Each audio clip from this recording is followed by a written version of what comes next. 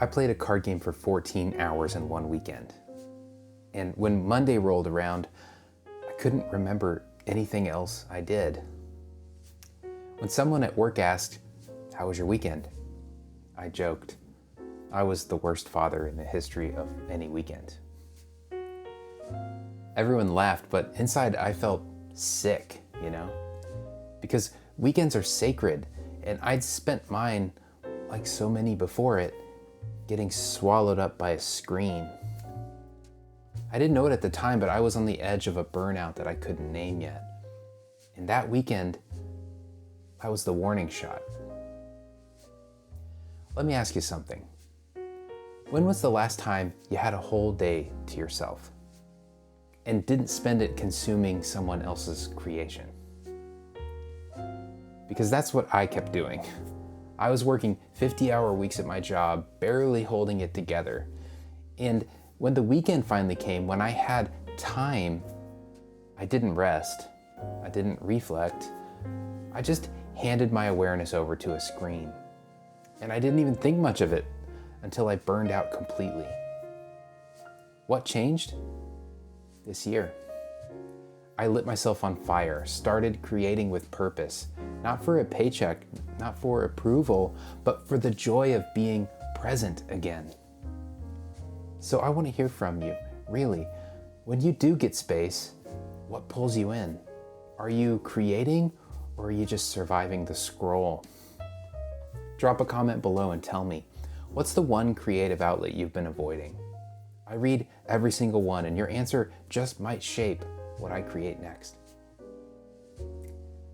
So it's Saturday morning. My kid's over playing in the next room. We've got a show queued up on the TV. And I've just downloaded a game called Balatro, some indie card roguelike that everyone's raving about. Just one run, I tell myself. But hours pass, then more. I look up and see the captions to our show blurred and overlapping. I've got my glasses on, I'm sitting close enough, but I can't even read them. My eyes are fried. I'm a little queasy, and still, I queue up another round. By Sunday night, I've logged 14 literal hours on that game. Not over the week, just that very weekend. I basically clocked in for a second job. And then Monday hits. Back-to-back work meetings like always. And someone opens with that familiar small talk. How was your weekend? I pause. I've got nothing. No story, no highlight, just a fog. So I joke. Honestly, I was the worst father in the history of any weekend. I'm smirking, but I feel sort of gutted, because weekends are supposed to be revitalizing. When you've got a day job, especially a demanding one, it feels like they're the only days that actually belong to you, But I gave mine away, not to rest or joy, to numbing. And I didn't even realize it until I tried to remember what I did. It came up empty.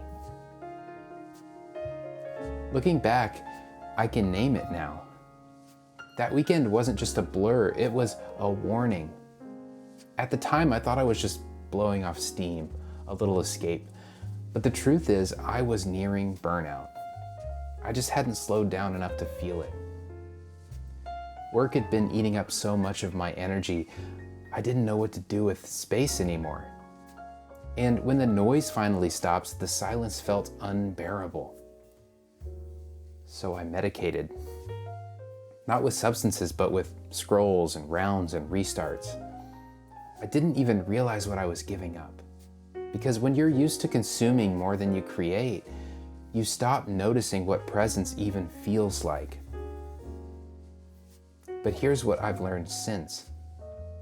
Your body knows how to come home, even when your mind wants to check out.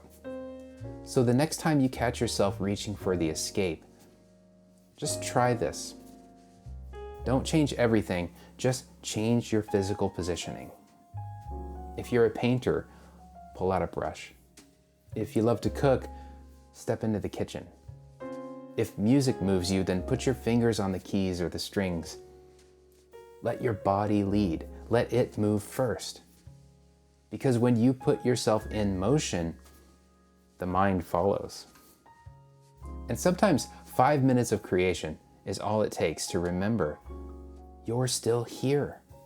You're still infinitely capable. And you haven't missed your moment. You just haven't claimed it yet.